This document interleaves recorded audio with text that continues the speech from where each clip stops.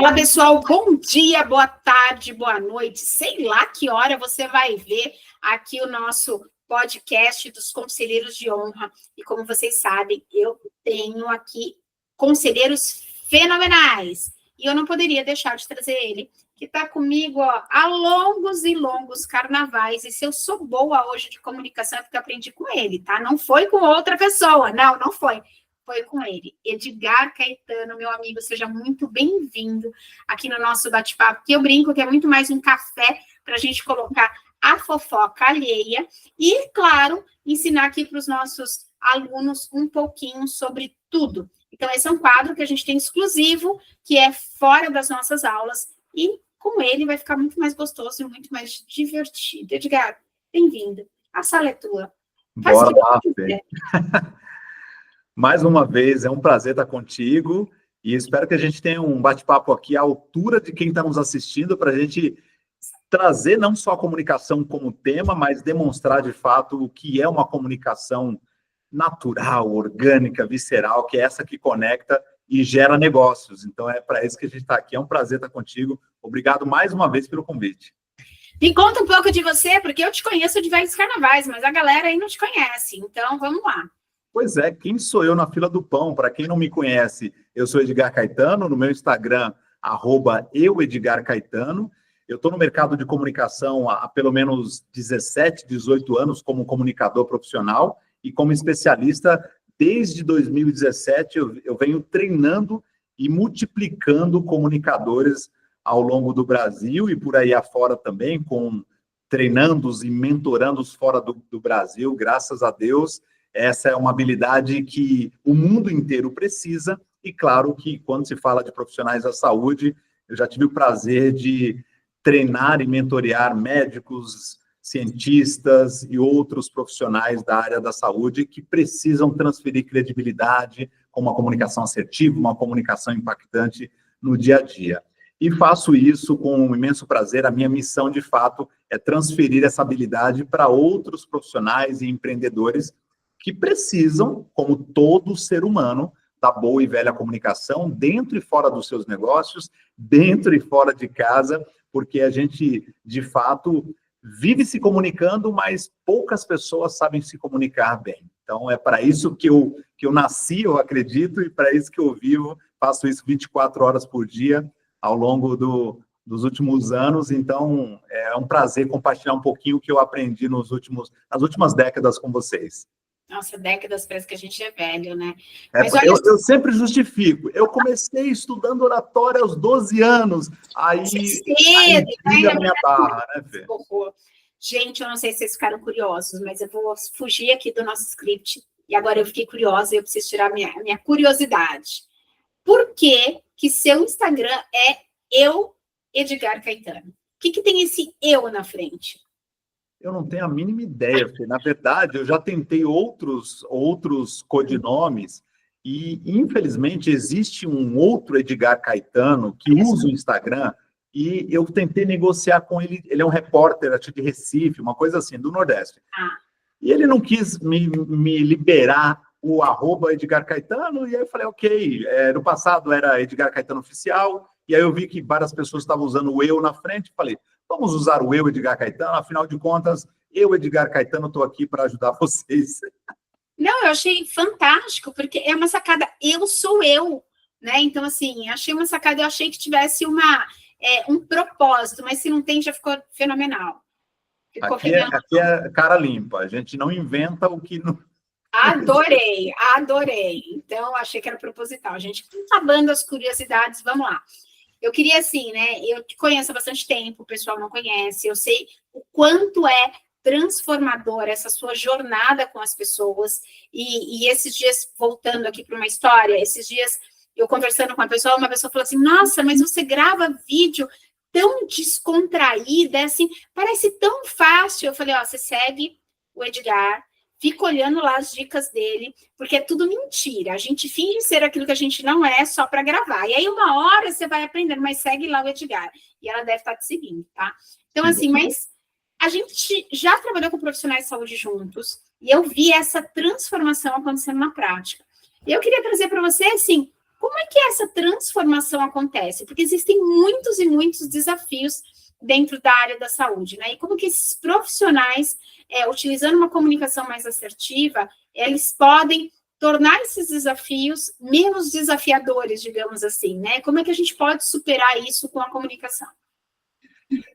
É como aprender a dirigir. Então, geralmente, uma pessoa não se dá conta de que ela não sabe dirigir quando ela tem ali, talvez, 4, 5 anos e está no colo do pai, ela com as mãozinhas no volante, ela tem certeza de que ela está dirigindo, porque ela é incompetente e inconsciente, ela não sabe que ela não sabe. E depois, ao longo dos anos, a criança vai percebendo que ela não sabe dirigir, ela cria consciência de que não tem aquela competência, aquela habilidade. Então, ela vai para o segundo estágio, para o segundo quadrante, onde ela continua incompetente, mas agora ela é consciente. A grande maioria das pessoas está nesse estágio quando se trata de comunicação. Ela vê outras pessoas fazendo coisas incríveis e se dá conta de que ela não sabe. Ou muitas vezes ela tenta fazer e não se dá bem, acaba percebendo que falta técnica, falta habilidades, falta atitudes que ajudem a boa comunicação.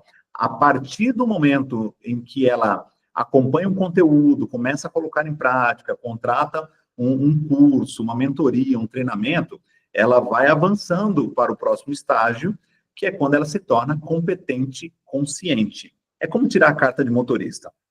Você sabe dirigir, sabe o que fazer, mas ainda faz um pouquinho travado, com um pouquinho de insegurança.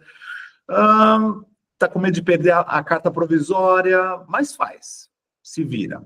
Até que essa exposição, esse excesso de quilômetros rodados, faz com que você se torne hábil nesta função, te levando para o quarto estágio, que é o da competência inconsciente, que é quando você faz e nem sabe por que fez, como fez, foi, voltou, não tem a mínima ideia como dirigiu, está no piloto automático.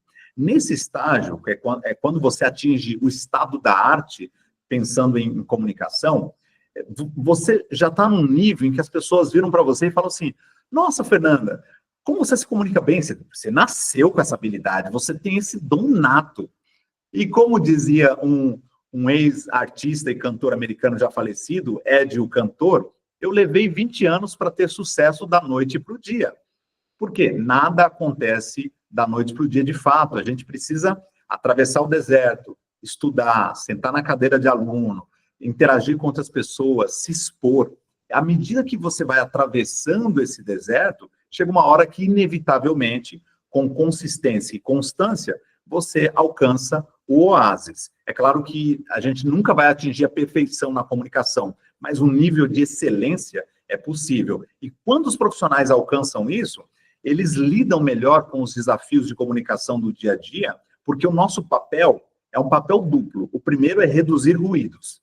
Quase não tem ruídos no mundo corporativo, a gente sabe disso, né? O segundo é atrair a atenção das pessoas com quem conversamos, seja numa consulta, num atendimento, num balcão, seja com numa relação com enfermeiro-paciente, médico-paciente, seja numa videochamada, numa reunião de equipe ou na produção de conteúdo audiovisual, nós precisamos capturar a atenção da outra pessoa para que o nosso conteúdo seja relevante e ocupe um espaço privilegiado na mente dessa pessoa, dessas pessoas. Então, se eu trabalho a minha comunicação para reduzir ruídos e para aumentar o nível de atenção que as pessoas depositam em mim, em qualquer cenário, eu vou me comunicar muito melhor e vou encurtar as distâncias, vou otimizar processos e, consequentemente, maximizar resultados, sejam eles quaisquer resultados que forem. Eu sempre vou trabalhar com essa visão de que a comunicação,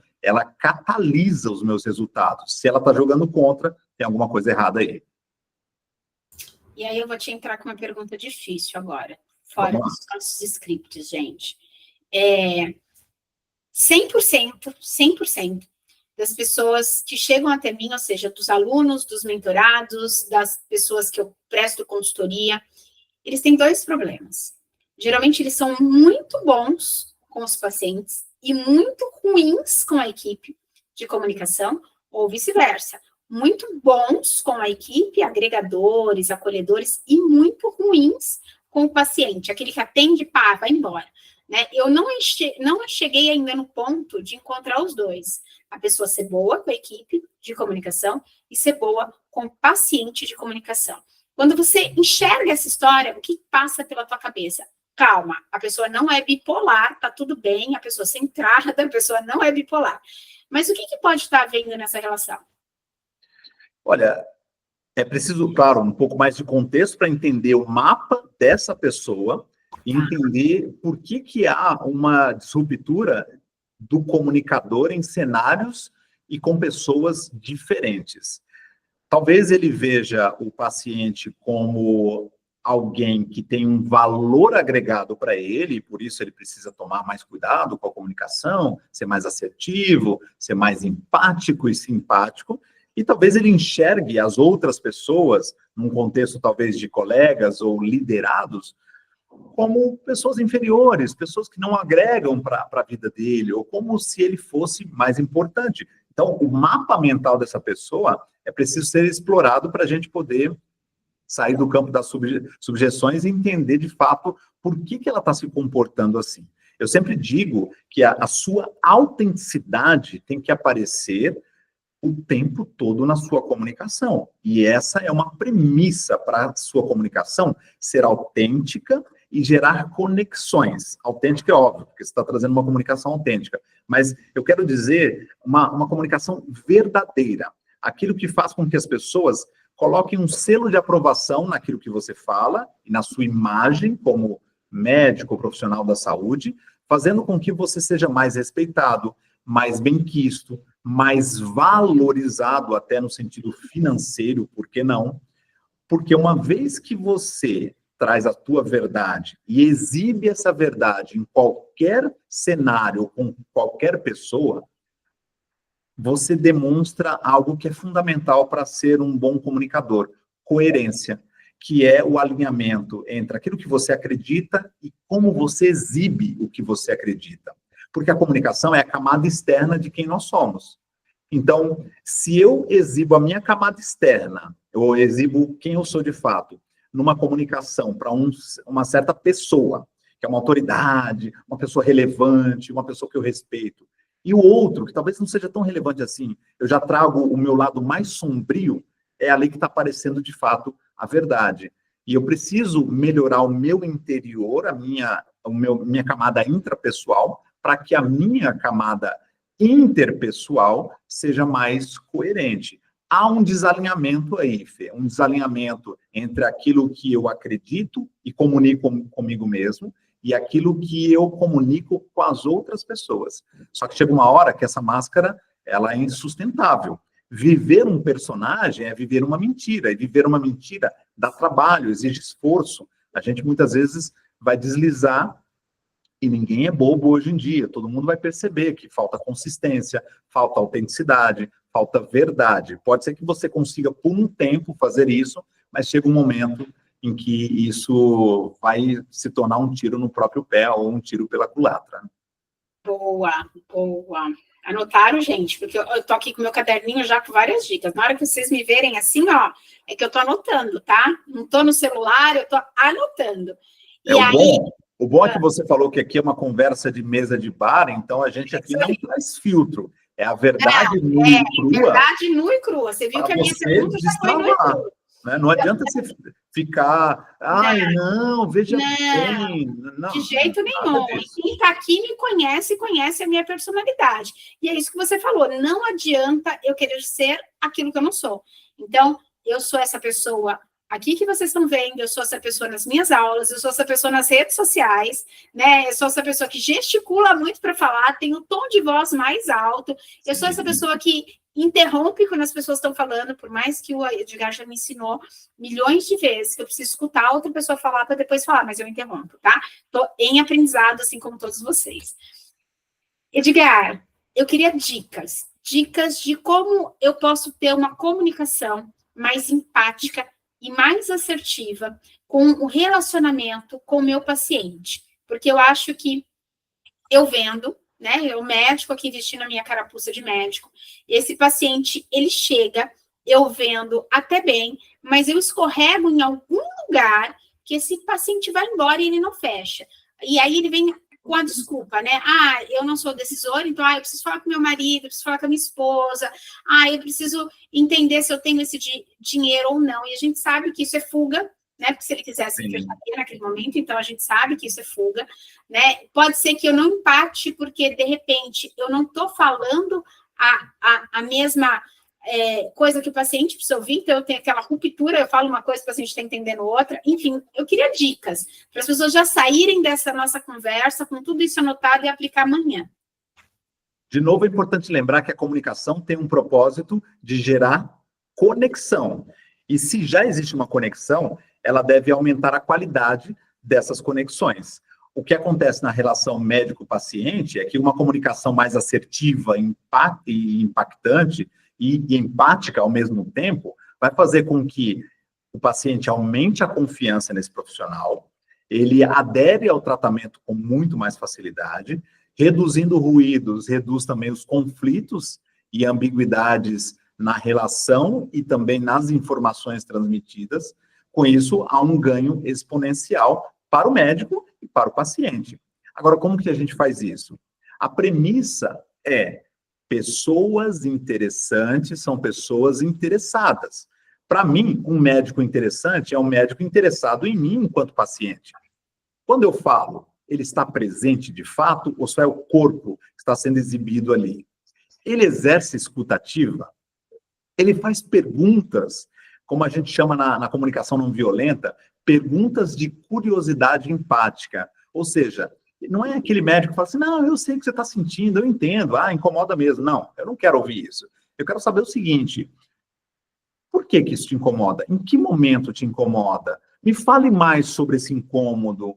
Eu quero entender melhor o que se passa, em que momentos, para poder prescrever o melhor tratamento para você. É um interesse real, baseado em observações, a partir daquilo que eu falei, e em perguntas que explorem o problema. Não simplesmente trazer um Ctrl-C, Ctrl-V do outro paciente e tentar aplicar o mesmo tratamento, porque tudo parece igual. Não. O próprio CRM, ele sempre traz artigos incríveis defendendo o ser humano enquanto paciente no aspecto 360. Ele é um ser composto de carne, ossos e órgãos, mas ele também tem emoções, sentimentos, espiritualidade, religiosidade, e tudo isso vem para a mesa do paciente, porque ele traz o mapa mental dele, enquanto profissional da saúde. Eu estou interessado nisso de fato, ou estou ali cumprindo tabela para depois, no final do mês, entender quantos pacientes eu atendi, qual foi a minha receita? Isso é consequência de um bom trabalho. Então, o primeiro ponto é esse: empatia a partir da escuta ativa, interesse real, perguntas de curiosidade empática. No momento que eu for falar, eu preciso ser assertivo. Ou seja, eu posso, inclusive, organizar nas minhas anotações ou na minha mente aquilo que eu vou dizer para o paciente. E traduzir os termos técnicos para uma linguagem mais simples, mais coloquial, não faz com que o paciente veja esse profissional como um profissional que não sabe das coisas ou como alguém que não tem autoridade. Pelo contrário, quanto mais simples for a linguagem e mais clara e assertiva ela for, mais autoridade esse médico transmite. Como que a gente faz isso? Analogias. Então, compara uma coisa abstrata e técnica com algo que o paciente conhece, algo que é do dia a dia, algo comum. Talvez eu fale de todo o sistema de vaso, de circulação, com todos os vasos e artérias. Talvez eu me refira a um grande prédio com um sistema de tubulação, que tem água quente, água fria, tem tubos de aço, tem tubos de plástico, PVC. Então, o paciente vai começar a entender aquilo de uma forma mais lúdica, usando aqui uma analogia bastante simplória. Mas o médico tem que ter esse repertório para traduzir algo complexo para que esse paciente entenda. São aspectos que vão fazer a diferença, além, claro, de trazer a expressividade vocal. A gente sempre fala disso, né, Fê, durante os nossos encontros. O quão importante é sair do monotônico. Aquela, Dá oi, sono, né? Dá sono. sono. O médico fala algo positivo, tem o mesmo tom. Algo negativo, tem o mesmo tom. Peraí, ele me cumprimenta, oi, tudo bem? O mesmo tom. Se despede, tchau, até logo, o mesmo tom. Peraí, tem que ter uma variação de emoções aí, tem que ter, dar vida àquilo que a gente fala. Talvez você vai falar com um tom de alerta quando é algo que o paciente precisa levar a sério. Talvez você fale com leveza e com carisma quando você vai dizer que ele vai se recuperar no menor tempo possível, até antes do que ele está acostumado com outros tratamentos, que esse agora ele não vai sentir tanta dor. Então, ao dizer coisas boas, a minha expressão facial, meu tom de voz, tem que acompanhar, tem que ter coerência com essa mensagem. E isso vai fazer com que o paciente se sinta, como eu falei, mais acolhido, ao mesmo tempo mais impactado pelas palavras e pela maneira como essas palavras são entregues, fazendo com que, naturalmente, ele seja, o médico, no caso, seja muito mais respeitado e levado a sério. Perfeito. E assim, a gente fala, você falou uma coisa, eu fiquei pensando, né? A gente pode dar boas notícias para o paciente, como a gente pode dar notícias bem ruins, né? Vou falar aqui, ó, você tem um câncer, você tem um tumor, você tem que operar. Nosso público aqui hoje, participando desse programa, ele é em 75% de cirurgiões intervencionistas, né? Então, assim, a gente sabe, e tem clínicos aqui também, neurologista, por exemplo, eu não quero um diagnóstico de Parkinson, né? Eu não quero um diagnóstico, por exemplo, de epilepsia, eu quero outro diagnóstico, né? Eu quero um diagnóstico muito mais fácil de curar, eu quero, eu tô com dermatite, vou passar uma pomadinha aqui e tomar um remedinho e você vai ficar bom. Então, a gente tem essas notícias difíceis para dar. Olha, Edgar, você está com tumor, você vai fazer uma cirurgia. Edgar, olha só, você está com uma hérnia de disco gigante, a gente precisa operar. E é uma cirurgia difícil, porque você está com uma estenose de canal, pode ser que, né, aconteça isso, você pode ter uma parestesia. Ou seja, como é que eu passo essa informação para o paciente, né? Essa mensagem difícil, mas de maneira clara, de maneira eficaz, de maneira humanizada? Como é que você daria dicas para o nosso médico aqui, para o nosso público? Primeiro ponto, prepare o ambiente onde essa notícia vai ser dada. O ambiente físico, o cenário, ele faz diferença.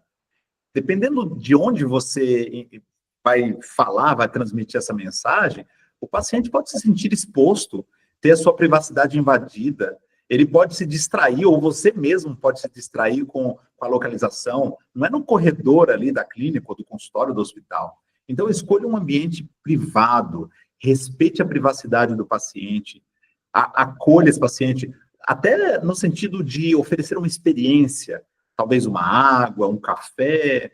É engraçado isso, porque você está falando de algo bastante grave, como sinais de uma doença que é uma doença grave, que tem exigir um tratamento longo, como câncer, mas no dia a dia, quando a gente está resfriado ou com uma pneumonia atípica, como aconteceu comigo recentemente, e eu estava no hospital em São Paulo, a médica, ela teve o cuidado de fazer a mesma coisa. Ela falou assim, olha, o teu resultado, o resultado do seu exame de sangue, não chegou aqui no meu computador. Vamos até a minha sala, que lá eu consigo acessar facilmente. Eu a acompanhei. Quando eu entrei na sala dela, era uma outra sala, onde ela provavelmente fazia o trabalho mais de bastidores da área médica.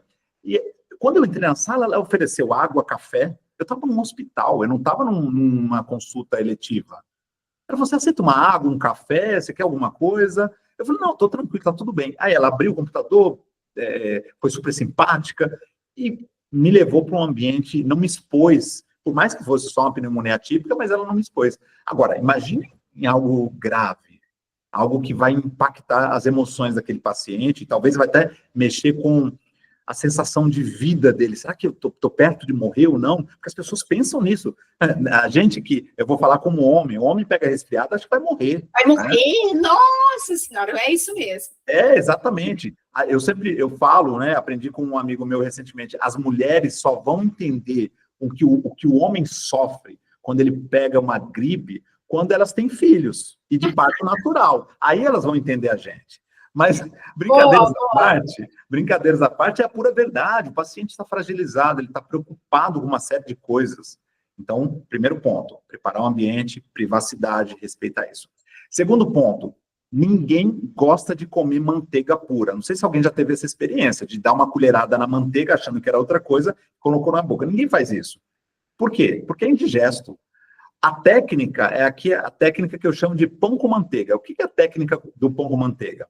Para a manteiga ter um sabor melhor, você pega uma fatia de pão, passa a manteiga, pega outra fatia de pão, fecha aquele lanche. Aí, meu amigo, fica, ainda mais se for na chapa, fica uma delícia pão com manteiga. Dá até fome agora. Então, você começa com empatia, explica a mensagem que a manteiga é indigesta, seja objetivo nesse sentido, e finaliza com suporte ou até com uma esperança. Olha, fica tranquilo, vai dar tudo certo. Sabe? Eu digo para você, Fernando, eu queria compartilhar algo muito importante com você sobre os seus exames, e eu quero te dizer que eu estou aqui para te acolher. Olha, eu comecei com uma fatia de pão, empatia. Aí eu vim com a manteiga. Eu sei que não vai ser fácil ouvir o que eu tenho para falar para você, mas a verdade é que os seus exames indicaram sinais de... Aí eu digo sinais do quê? Qual foi o diagnóstico? Ou a suspeita? E aí eu fecho com a outra fatia do pão. E a gente está aqui para ajudar você em tudo que você precisar, e a gente vai planejar juntos os próximos passos. Eu estou contigo. Queria te ouvir agora. Olha, eu termino com empatia. Eu começo com empatia, termino com empatia. Então, essa estratégia faz com que o paciente se sinta seguro. Ele fala assim, não estou sozinho, eu estou acompanhado, eu estou bem acompanhado. E o terceiro ponto é cuidar do ritmo da fala, para a gente poder entregar essa mensagem no ritmo do paciente. Perceba se ele está entendendo a informação, se ele está absorvendo. Faça pausas, deixe ele respirar. Se ele se emocionar, ofereça água, um apoio. Não, fica tranquilo, está tudo bem. Posso continuar? Você já está em condições, está tudo bem, faça perguntas. Não tenha pressa. Não, vamos lá, que eu tenho... Não, nada disso. Aquele momento é o momento do paciente. Respeitar isso, desconsiderando a agenda que virá, as próximas consultas, as próximas análises, não importa. Aquele momento é um momento único, que é o momento do paciente. E isso a gente tem que lembrar, para ter presença, porque geralmente a cabeça do médico já está em outros desafios e problemas, e ele acaba perdendo o foco com aquele paciente, é a pessoa mais importante que está na frente dele. E eu sempre falo, né, quando a gente tem um diagnóstico ruim, né, ou que você tem que fazer uma cirurgia, um procedimento ambulatorial, ou até mesmo uma grande cirurgia, né, ou você vai tomar remédio para o resto da vida, enfim, não importa. A cabeça do paciente, ele dá um gap. Naquele momento, ele não consegue raciocinar, né? Ele fica preto.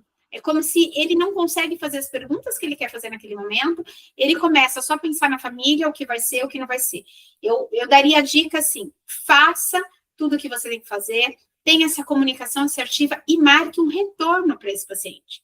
Porque ele vai contar esse diagnóstico para a família e ele vai ficar cheio de dúvidas. E ele precisa voltar.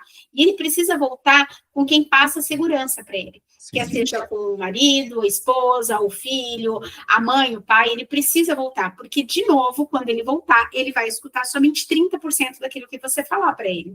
Então, a outra pessoa de suporte vai lembrar muito mais que ele neste momento. Então, é a dica que eu daria. Marque o retorno para rápido, né? Eu vou falar vou te dar esse diagnóstico hoje, olha, semana que vem eu preciso te ver. Pode trazer alguém que você acha interessante da gente conversar, tirar suas dúvidas, ou seja, digira a informação e volte.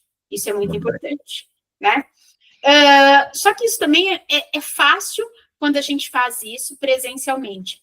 Como é que a gente leva isso para a telemedicina, né? E quais são essas habilidades que a gente precisa ter para notícias boas ou para notícias ruins nesse ambiente que é virtual, né? Porque a gente usa agora ambiente virtual para tudo. Olha, estamos aqui, inclusive, fazendo um podcast aqui no ambiente virtual. O podcast começou lá com o ambiente físico, era legal, precisava ter aquele ambiente todo arrumadinho. Eu ainda gosto muito do ambiente físico, mas hoje, por facilidade, a gente faz tudo no virtual. Como é que fica isso na telemedicina? Tem um ponto crucial na telemedicina e nesse processo de comunicação online, que é a clareza verbal. E aqui, a clareza verbal, a gente pode separar em dois pilares.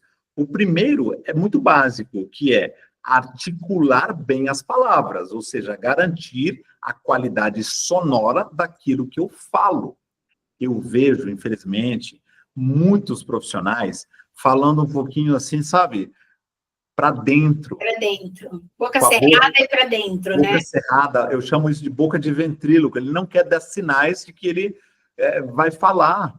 E muitas vezes o som ele sai quebrado, as sílabas são mastigadas, ali não há fluidez e clareza vocal. E isso, como eu falei lá no começo da nossa conversa, aumenta ruídos. E nosso papel aqui é reduzir ruídos. Se eu já estou aumentando ruídos, na videochamada, na telemedicina, isso vai impactar o entendimento do paciente. Primeiro ponto. Então, articule bem os sons, desenvolva uma boa dicção, use trava-línguas, leia poemas, leia em voz alta, treine isso se você tem dificuldade e, se necessário, contrate um especialista para te ajudar, faça um atendimento, uma consulta com um fonoaudiólogo para você melhorar essa articulação, descubra se tem algo incomodando, te travando.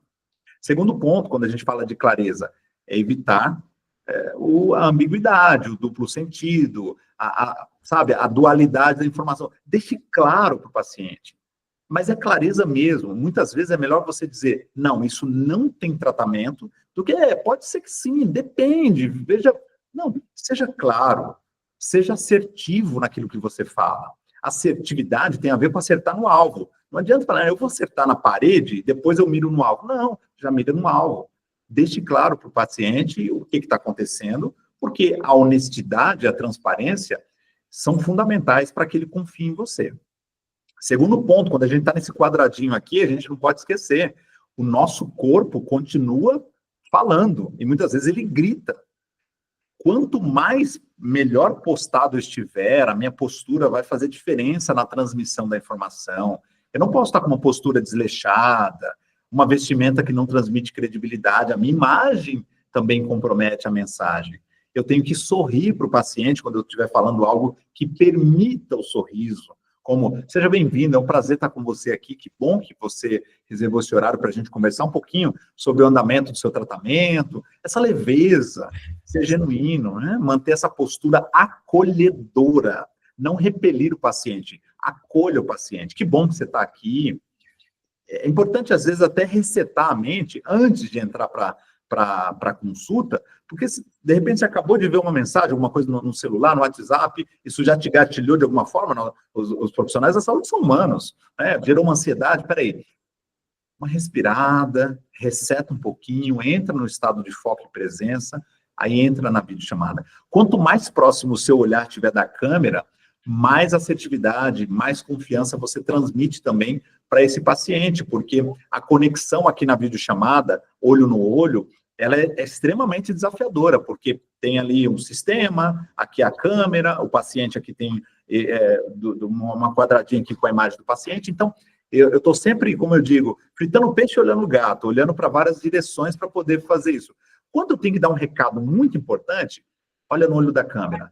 Foca no olhinho da câmera. Gente, a minha câmera está para cima. Então, se eu tenho que dar um recado, eu vou olhar para cima. Né? Eu estou falando com o Edgar, olhando para ele aqui.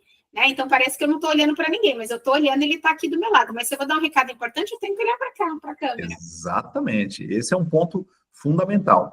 Um outro aspecto, Fê, é feedback. Entender se o paciente está entendendo o que você está dizendo. Faz sentido para você o que eu expliquei? Você quer que eu te mostre de uma outra maneira para ser mais fácil? Você conseguiu entender tudo até aqui? O paciente vai dizer, não, eu não entendi tudo, tem um ponto que está confuso. Você pode repetir? Essa confirmação e validação também é um ping-pong da comunicação e tem que ser respeitado. E, claro, a gente não pode esquecer que no mundo tecnológico imperfeito que a gente vive, vamos testar a conexão, preparar o cenário antes, talvez você tenha que ajustar a iluminação. Acabei de anotar isso, luz. Luz. Né? Luz, porque às vezes você está num ambiente escuro, que a pessoa, né, ela fica incomodada que você está num ambiente escuro. E se você não tiver luz, por exemplo, eu estou num ambiente aqui, agora, que não tem muita luz, coloca um fundo. porque ele te ilumina, né? Então, ele te ilumina de trás. Se eu tirar esse fundo, vocês vão ver que eu estou num ambiente um pouco mais escuro. Tá tudo bem. O que é importante é o paciente ver o teu rosto bem iluminado. Isso é bem importante. Exato. E aí, vou dar uma dica. Vou pegar o assunto para dar dica, né? Aquela dica boa. Você não precisa, na telemedicina, escrever absolutamente nada. Então, aquele barulhinho de teclado, ele é horrível, né? Então, olha para o paciente, se doa para o paciente na telemedicina e coloca a reunião, a consulta para transcrever. Na hora que terminar essa transcrição, você baixa esse arquivo e sobe lá no prontuário do paciente. Lá vai ter toda a conversa. Então, você não precisa ficar digitando. Você tem que utilizar também esses recursos tecnológicos, inteligência artificial, para te ajudar no dia a dia. Né? Dê atenção ali para o paciente, isso é bem importante. Fernanda, quanto custa? Zero. Não custa nada, zero. Você bota para transcrever e custa zero. Então, é um super recurso aí para ajudar. Certo, Edgar? Certíssimo. A gente está usando isso aqui fora da área da saúde, está sendo muito bom. Na área da saúde, então, é melhor ainda. É muito bom. Inclusive, vou aproveitar esse gancho só para dar um recado.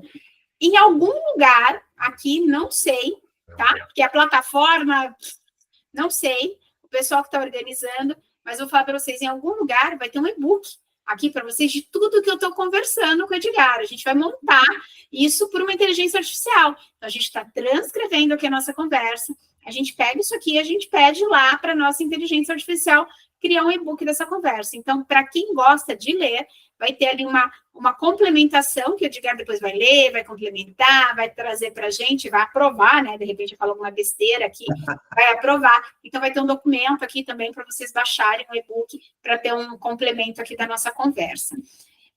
Edgar, voltando aqui. A gente tem um dado que é muito importante e que eu acho que você pode ajudar, né? 80% dos processos relacionados aos médicos não é por erro médico. Olha que interessante, 80%. E é pela comunicação, né? Que é uma comunicação não assertiva, é uma comunicação violenta. E imagina, você tem um processo ou uma insatisfação daquela consulta ou daquele local, porque a comunicação não foi assertiva. Então, como é que você você acredita que essas habilidades, elas podem influenciar diretamente, eu acho que nos resultados clínicos, porque você pode me mandar eu tomar uma medicação, essa comunicação não foi clara, eu não vou tomar essa medicação, porque eu acho que não vai funcionar, né? Ouvi na internet XYZ que essa medicação é para outra coisa e não vai funcionar para mim, porque hoje o paciente, né, o Dr. Google sabe de tudo. E como que essa satisfação do paciente também pode influenciar nos resultados do médico. Porque a secretária pode ser ótima e o médico não pode ter sido assertivo. E pode ser o contrário. E é isso que eu vejo muito hoje. A comunicação mais violenta da secretária, da equipe do médico, do que do próprio médico. E eu vejo muita gente voltando ao médico, porque o médico é bom, mas a equipe é péssima. Então, eu queria que você falasse um pouquinho sobre isso. Começando de trás para frente, eu diria que o primeiro ponto é esse, é dar uma olhada na equipe, ou, se for o caso, na comunicação do médico, para que essa comunicação, ela seja, eu não diria padronizada, mas ela seja nivelada à altura do serviço que é prestado.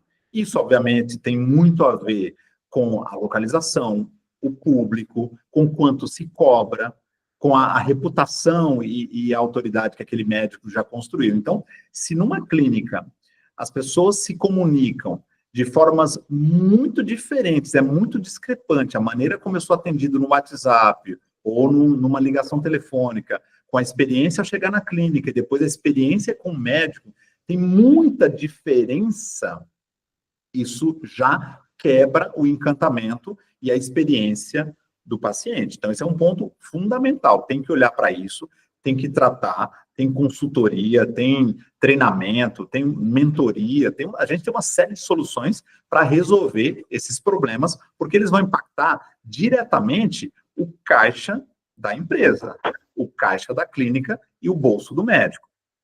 Quando o paciente compreende o tratamento e ele é respeitado em todo o processo, em toda a jornada dele, ele vai aderir ao tratamento com muito mais segurança. Porque ele sabe, não, eu posso aqui cumprir isso aqui de olhos fechados, confio no doutor, na doutora fulana ali. Por quê? Porque ele se sente seguro, ele se sente confiante. Não há ruídos de comunicação, há um canal aberto. Aliás, hoje a gente tem visto isso, eu percebo naturalmente com mais atenção, quando o médico me coloca à disposição o contato dele, já aconteceu nesses períodos, esse ano foi um ano de vários tratamentos aí por conta dessas situações que eu comentei, né? E eu tive momentos em que eu não estava muito bem, e o médico me atendeu no WhatsApp ali, num domingo, num final de semana. Aquilo ali foi incrível.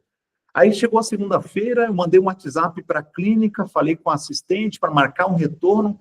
O nível de comunicação foi muito parecido, simpático, acolhedor, não teve ruídos de comunicação.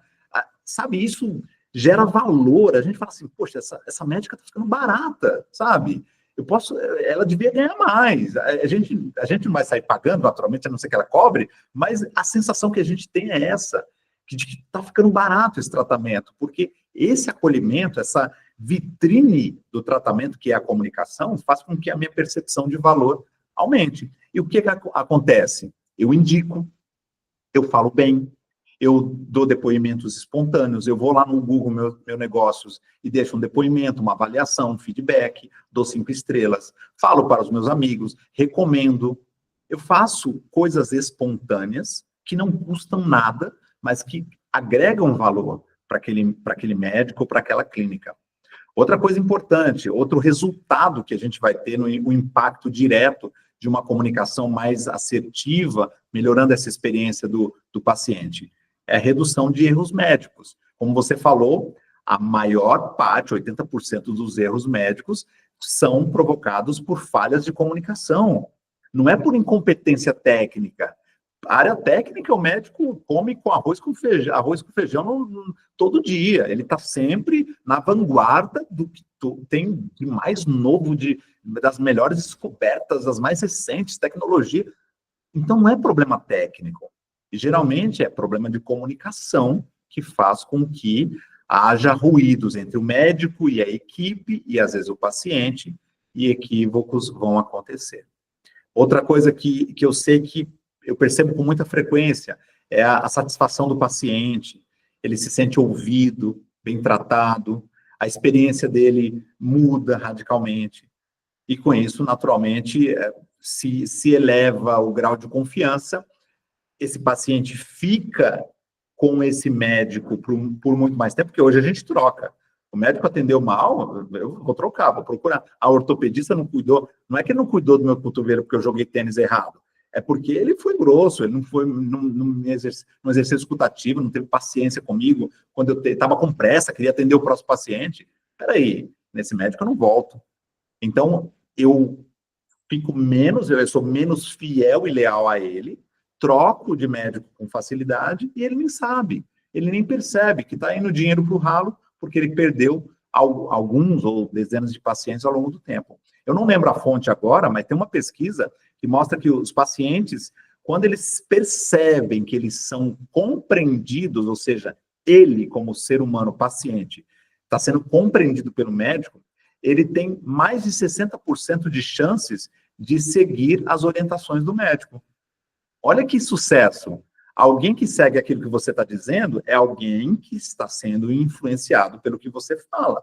Um paciente que não segue as recomendações, naturalmente, ele não vai melhorar a contento, ele não vai ter um nível de satisfação tão grande e ele nunca vai se responsabilizar. Ele vai culpar o médico. Ah, aquele médico, fiz o tratamento, não resolveu nada. Não é que não resolveu nada, é porque ele não foi compreendido.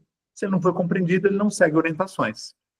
É isso mesmo. Aí eu vou trazer uma fala do meu neuro, né? Ele fala assim, Fernanda, se todos os meus pacientes fossem que nem você, eu estava feliz, né? Porque ele fala, tem que fazer isso. Eu falo, tá bom.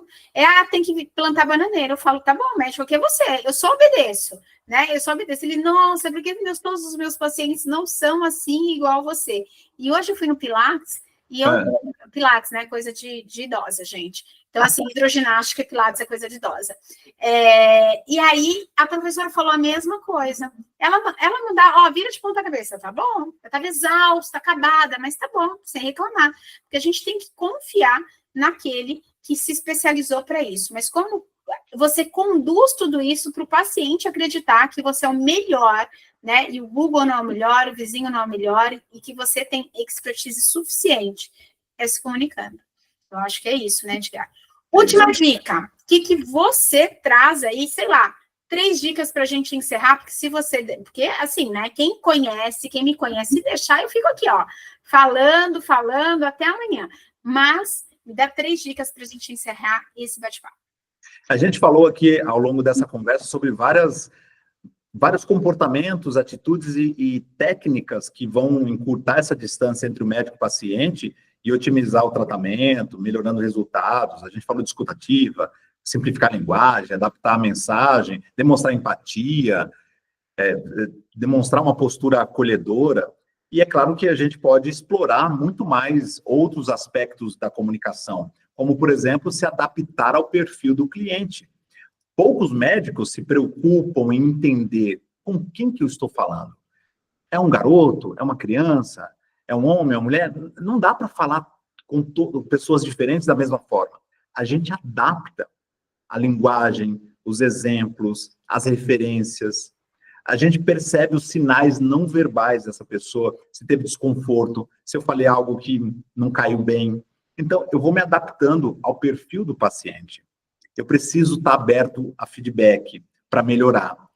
E aí vem, obviamente, uma necessidade de calçar as sandálias da humildade e entender que o médico ele é muito bom naquilo que ele foi ensinado. Mas comunicação não é uma habilidade nata, ninguém nasce com essa habilidade aflorada, a gente desenvolve, e não se ensina nem na faculdade. Então, tá tudo bem você não ser bom nisso. Reconheça, busque ajuda, melhore. Aceite até o feedback do teu cliente, do teu paciente, melhor dizendo. Talvez perguntando para ele, olha, tem algo mais que você quer perguntar antes de eu terminar? Ficou alguma dúvida? Esse feedback ali, que é um feedback super tranquilo, já vai te ajudar a melhorar a tua comunicação.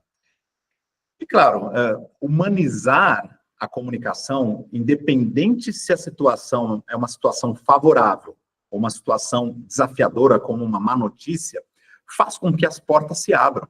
O paciente, ele percebe a tua empatia, o teu carisma, a sua simpatia também. Fica mais fácil ele respeitar e seguir o tratamento. E ele percebe que você, de fato, está junto com ele. Deixa claro isso. Demonstre isso. Não só pela maneira rebuscada, organizada com que você fala, mas pela maneira humana. No final das contas, é um humano se comunicando com outro humano. E quanto mais nivelada for essa comunicação, quanto mais olho no olho, quanto mais proximidade existir, maior a confiança. Não existem grandes fórmulas. É o básico sendo bem feito que faz diferença no dia a dia do profissional da saúde, porque ele mexe com vidas. Se ele mexe com vidas, é natural que ele tenha que tocar essas vidas com a comunicação dele, sendo assertivo, empático, escutando e não cumprindo apenas um papel técnico que realmente é desafiador, é desgastante, a gente sabe, mas o paciente não entende isso. O paciente não tem essa visão do mapa mental do médico. Já o médico, ele tem que, felizmente, tem a obrigação de, felizmente, entender o mapa mental do paciente, porque nessa relação, o mais frágil, ou a corda mais fraca, ainda é o paciente. Eu vou deixar uma dica também, né? Porque eu tô aqui para palpitar também, na conversa alheia. Eu acho que, assim, além da comunicação, eu acho que a gente precisa começar a controlar as nossas emoções, porque as nossas emoções, elas influenciam na nossa comunicação.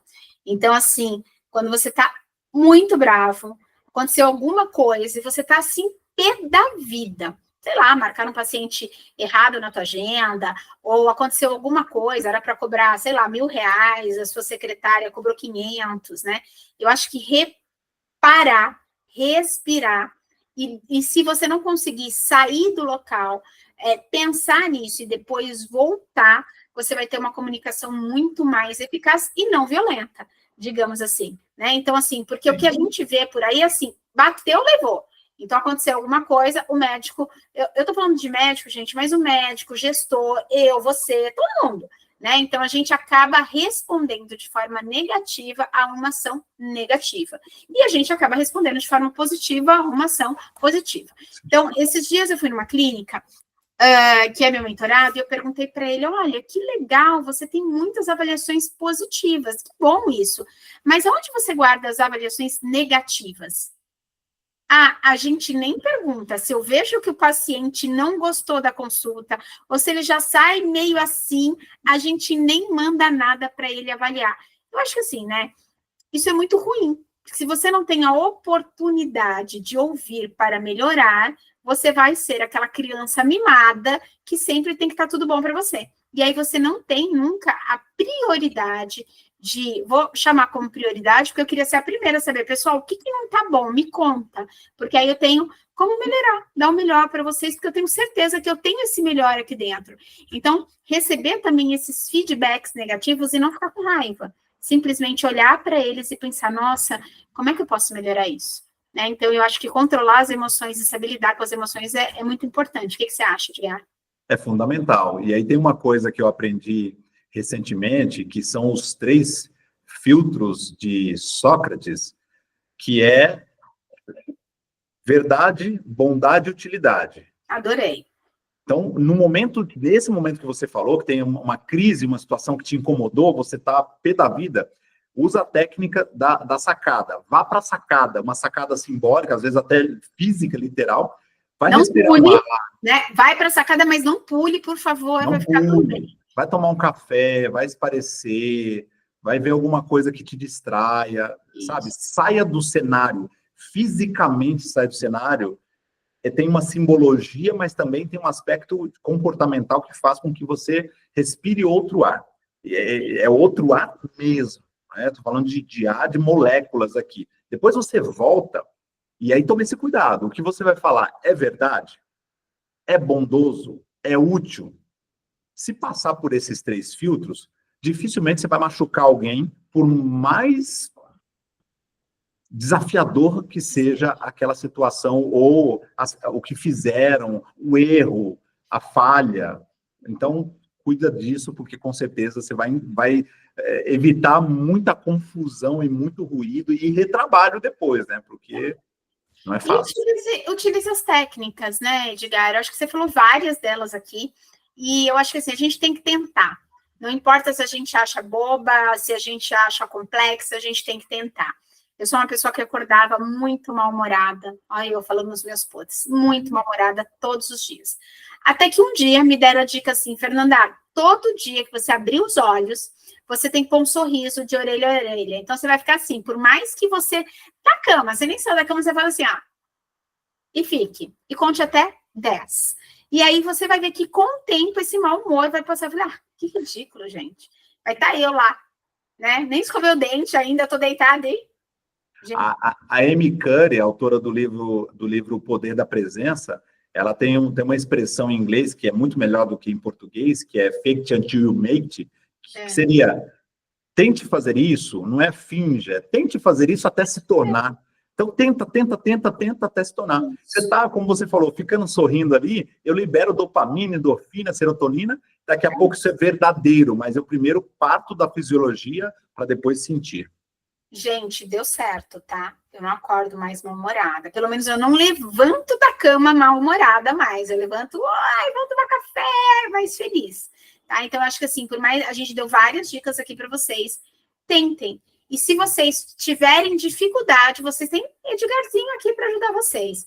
Então, o Edgar, ele vai falar, ele tem treinamentos, ele tem curso, ele dá mentoria. Então, se você tiver alguma dificuldade, olha, eu converso com o paciente, mas o paciente não está me entendendo, eu não estou conseguindo converter nas minhas consultas, eu tenho uma habilidade técnica fenomenal, mas chega na consulta, o paciente fica indeciso, eu não consigo converter para uma cirurgia, para um procedimento, eu acho que o Edgar pode ajudar muito.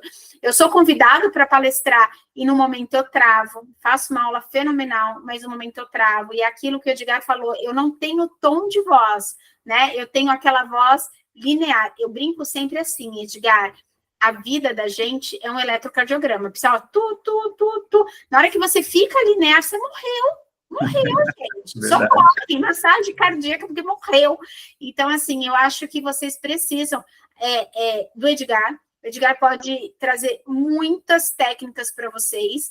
Ele falou uma coisa muito legal, né? Eu estou numa fase que eu estou engolindo palavras. Então, vocês vão ver isso ao longo aqui do nosso programa. Mas é porque eu tenho uma dificuldade ali cerebral, enfim, uma condição. Ele teve pneumonia, eu tenho uma outra condição aqui de epilepsia. Então, eu comecei a engolir palavras. Gente, fono ajuda. Edgar ajuda. Tudo ajuda. Ler alto ajuda. Ele falou isso, então eu tenho tentado ler alto aqui. Então, acho que a gente precisa tentar. A gente só não precisa ficar quieto com aquelas dificuldades que a gente tem. E vou falar para vocês, eu presenciei. Edgar é transformador. Edgar, deixa teus contatos aqui. A gente vai deixar também no e-book, vai deixar aqui embaixo.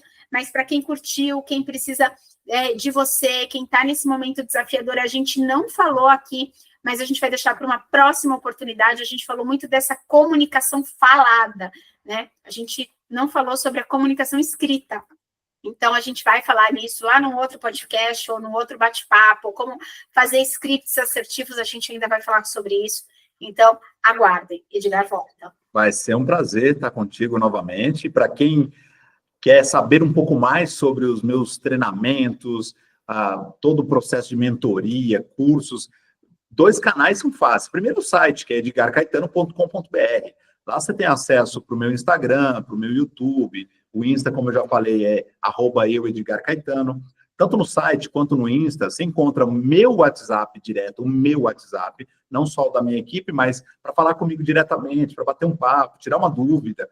Não precisa fechar nada não, tá? É só para a gente conversar e te ajudar. Eu realmente gosto dessa proximidade com a minha audiência, com quem me acompanha, e sou eu que interajo muitas vezes geralmente, quando um médico me procura, um profissional da área da saúde, eu faço o primeiro contato ali para entender as dores, as dificuldades. Então, a comunicação acontece sempre comigo. E eu quero, de verdade, abrir as possibilidades e as portas para vocês aqui, pensando em mentorias individuais, treinamento para o time, curso gravado sob medida para você ter isso na tua universidade ou no teu LMS aí de educação. Seu onboard, né? O funcionário entrou, qual é a comunicação que ele vai ter ali com os pacientes? Exato. Geralmente, o funcionário entra, coitado, a gente já joga ele ali na recepção e fala, olha, é isso. Aqui está o prontuário, aqui está a agenda, mas qual a comunicação que ele tem que ter com esse paciente? Qual que é o tom de voz da clínica, do médico, como ele quer que o paciente dele seja atendido. Então, tudo isso a gente pode preparar para que nesse onboarding do funcionário ele tenha um treinamento e você transfira essa cultura para as próximas gerações de colaboradores com muito mais facilidade. Então, as possibilidades são infinitas, afinal de contas, a comunicação está em todos os andros e meandros de uma clínica, hospital, laboratório ou instituição. Ai, mas Edgar, eu sou muito travada para gravar vídeo, para gravar arquivos, não fica bom, não tenho curtidas. Edgar ajuda. Tá? Só vou falar isso, Edgar ajuda. Edgar, meu querido, eu queria de verdade te agradecer. Você sabe que a gente fica nesse papo aqui o dia inteiro, porque a gente gosta de falar, né? Mas a gente precisa encerrar. Eu vou encerrar esse nosso podcast, deixando aberto para que vocês possam comentar, que vocês procurem o Edgar. E qualquer coisa também pode procurar a minha equipe, que a gente faz essa conexão. Edgar ainda vai estar com a gente em aulas ao vivo, em tutorias técnicas, ele continua aqui com a gente em alguns encontros, então acho que vocês vão ter a oportunidade também dessa interação. Meu querido, obrigada de novo, obrigada, 1000 vezes, obrigada, e sempre juntos. E vamos encerrar esse podcast, mas eu continuo com ele nos bastidores para trazer mais fofoca para vocês. Ó, beijão para vocês, Edgar. A gente continua aqui nos bastidores, deixando esse povo curioso do que vai acontecer. Beijo, pessoal. Foi um prazer. Até a próxima. Deixa eu parar aqui nossa gravação, pessoal. Fê, parou?